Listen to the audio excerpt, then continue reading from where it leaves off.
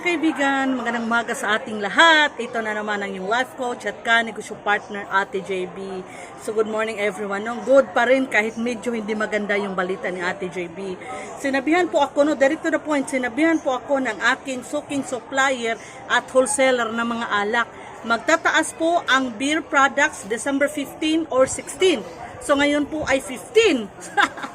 My goodness! So, alam ko, hindi ito shocking, hindi ito surprising.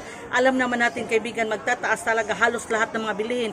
Especially yung alak at soft drinks. Pag palapit na po ang Pasko, no? Papalapit na po yung Christmas. Pero kaibigan, grabe lang. Last October nagtaas, November nagtaas, ngayon magtataas na naman. Kung hindi ako nagkakamali, no? Basta 2-3 beses na ang yung pagtaas. Ngayong paparating na po ang Pasko. Ang kaibigan, alam nyo ba kung magkano ang itinaas? Ayan, pag-usapan po natin yan in the later part of the video. Okay, kaibigan, kung hindi ka pa nakasubscribe kay Ate GB at nagustuhan mo yung ating tips ngayon, yung ating balita ngayon, na tiyak makakatulong sa ating pag-asenso, ayan, kung hindi ka pa nakasubscribe kay Ate GB, no? Sorry, lumabas na aking pag-Bisaya. Yung Tagalog ko, no? Okay lang po yun, no? So, kung hindi ka pa nakasubscribe kay Ate GB, sana naman mag-subscribe ka na kay Ate GB and then paki-hit notification bell para mapanood nyo rin po ang ating mga videos, no, na tiyong kakatulong sa inyong pag-asenso. Ang sana, kaibigan, paki-share na rin, no, para mas marami pa tayong matulungan.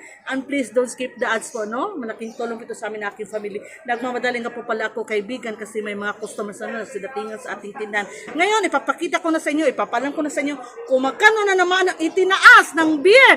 Dapat ba tayong magtaas rin sa ating tindahan or wag na lang, no? Hindi ba tayo malulugi pag kayo ay hindi na lang nagtaas? Sana panoorin nyo po ang video ito, kaibigan, dahil makakatulong po ito sa inyo, no? Para lalong lumago ang ating sari-sari store business. Ayan mga kaibigan, natawagan na po natin yung ating supplier, no, ng mga alak. Ito po, no, nakasulat na, sinulat ko kanina at natawagan ko na rin po. Mag-order tayo ng maraming beer products. Yan, kagaya ng nakita nyo sa ating thumbnail, kaibigan, grabe. Isang produkto na bago lang nagtaas. Last month lang, October, pero ngayon magtataas na naman. Balita ko, 40 pesos daw isang case. Hindi pa ako sure, pero sabi ng supplier, sabi daw ng ahente, 40 pesos bawat case ang itinaas po, or itataas next week.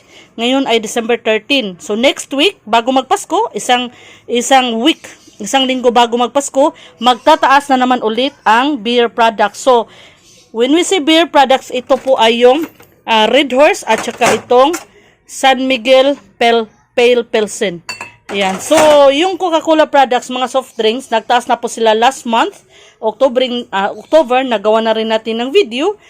Hindi pa sila nagtaas ulit. Thank you. Sana hindi na magtaas ulit, no? Kasi nagtaas na sila sa October. Ito lang, nagtaas na sila sa October or September, October. Ngayon naman, December, magtataas ulit. Sabi, 40 pesos daw, pero hindi pa sure. Ang sure, magtataas talaga. Kaya naman, dali-dali po tayong mag-order bago pa magtaas para makasave tayo ng kaunti. Ayan. So, 1, 2, 3, 4, 5, 6, 7, 8. 8 lang ang aking bote, ang cases ko. Kasi yung iba, hindi pa sinauli. Pero may deposit yung kaibigan, ha? Nag-order na tayo. Ilagay natin. Ayan. Tinawagan ko na si supplier. So, kailangan talaga maging alerto tayo palagi. Buti na lang, no, nagtanong talaga ako. Nagtanong ako, kaibigan, sa supplier ko kung magtataas ba ang presyo ng kanila mga paninda. Ang sabi niya, yes ma'am, magtataas, pero yung beer products lang. And then, sa next week pa po ma'am, hindi pa ngayon. Yeah, kung hindi pa ngayon, di, mag-order na ako. Marami pa akong stocks, mga kaibigan, ng mga alak. Oh, kahit dito sa freezer ko, tingnan nyo, may beer dyan. And dito, sa isa kong refrigerator, marami pa. Tingnan nyo, marami pa tayong Red Horse at beer. So, pero, kahit marami pa, tingnan nyo, mag-order pa rin ako. Kasi nga, I'm grabbing the opportunity na hindi pa talaga nagtaas. 1 week pa. I mean, next week pa. Ayan. Kailangan, kaibigan, again, aglarto sa maday. Ayan, meron tayong gusto. Ha? Smart baby, no? So, habang tayo ay nagre-ready ng ating mga bote kasi yung supplier, paparating yung ating order, and may bumibilin sa maday? Kini ako kini eyeball. Eyeball pila? Pila? Opat 5. 5. Kaya ba siya mukha na ni? Oo, mayon lang. Pero nakasway na siya. Sige, bigyan ko muna ha. Yan mga kaibigan.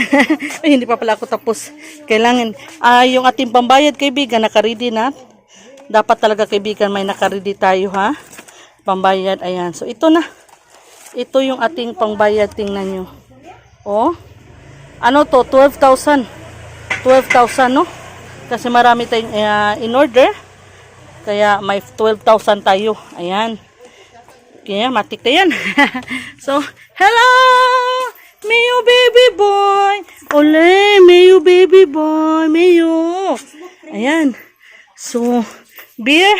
Nag-order rin pala ako ng soft drinks kaibigan. 2 cases lang ng litro at saka isa dito. Kasi kaibigan, wala na akong bote. Damihan ko sana. Pero si supplier, yung supplier ko, stricto na. Hindi na sila tumatanggap ng deposit. Walang deposit. Kailangan bote. Kung walang bote, walang delivery. O, tingnan nyo naman. Kaya ko kaibigan, taan ko na talagang humingi na talaga ng bote. Hindi, plan ko na huwag na magpa-deposit. Wala nang deposit. Plan pa lang ha. Sa ngayon kasi tumatanggap ako ng deposit. Ito 5 pesos. Yung litro ko 20 pesos na po. Noon 7 pesos lang ang deposit dito. Naging 10. Ngayon 20 pesos na ang puhunan ang deposit ng bote. Ito 5 pesos. Pero sabi ni supplier hindi na sila tatanggap ng deposito. Kaya ito lang order ko. Bibili pa ako ng mga bote kasi mayroong mga bote baligan lumabas ng ating pagkabisaya. Sa mga junk shop kaibigan may mga bote po. Sa mga junk shop kaya bibili tayo. Ayan. Ay. Kailangan magdali tayo. Kasi just a moment from now, maybe a few minutes from now, walang isang oras. Darating po yung ating order. Uy, sayop. Maliit pala ito. Sa tingin ko uulan kaibigan. Wala kasi dito yung asawa ko. May pinuntahan lang. Yung anak ko ay natulog kasi panggabi yung kanyang trabaho. Ayan, so tayo lang. So, ko muna kaibigan. I-stop ko muna kasi kailangan ko magmadali. Mahirap yan mahirap yung ilagay sa labas pag isang kamay lang kasi yung isang kamay ko nakahawak sa phone. I-post lang ko ha. I-post ko muna. Ayun kaibigan, sana wag niyong iwan sa TGB ha. Habang pinopost ko ang video, ilang seconds lang. Okay kaibigan ha. Post ko muna dahil kailangan kong magmadali. Pupunta or darating na si supplier, dala yung ating mga orders. Kaya kailangan malagay ko na yung mga buti sa labas. Ayan mga kaibigan. Narito na po yung order natin. Daradong. Dagang kay kong resibo ko dire gudong. 6,150 di ay. Daradong ha. Yan bayaran. Nanimo lagi rong dukot. 6,150 dong. Awa. Ako? Na, baga na tayo oy. Sakto. Nya 4. Kana. Kini ba 5 mo ha. Lamat dong ha. Ako sa ni pangon akong kanon kay murag nanimaho. Lamat dong. Nanimaho jung dukot. Na-busy man ay delivery na ipalit oh. Ay Ginoo. Yan ay mabili.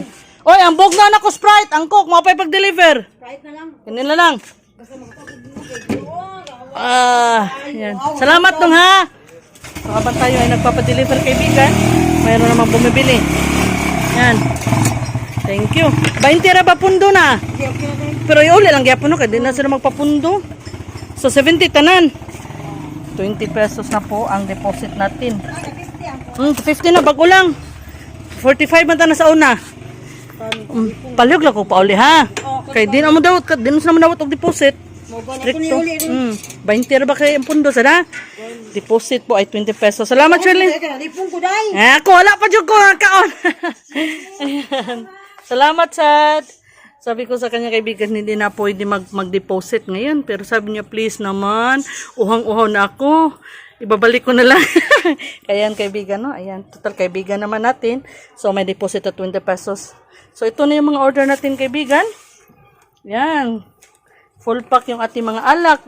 Mas damihan ko pa sana, pero wala na nga tayong bote. Ayan, so, yan na lang. So, mga ano lang yung 6, 7, 8. 8 cases of alak, Red Doors and beer. Meron naman dito sa ref. So, mga 10 cases lang. Meron tayo. Kanina may bumili pa. Thank you so much, God. Ayan. So, i-display ko muna ito mga kaibigan, ha? Nag-deliver rin si grocery. Hindi ko pa na-display lahat. And thank you so much God. Dapat talaga kaibigan, tayo ay maging alerto sa mga price update. Saan na yung resibo? Narito na.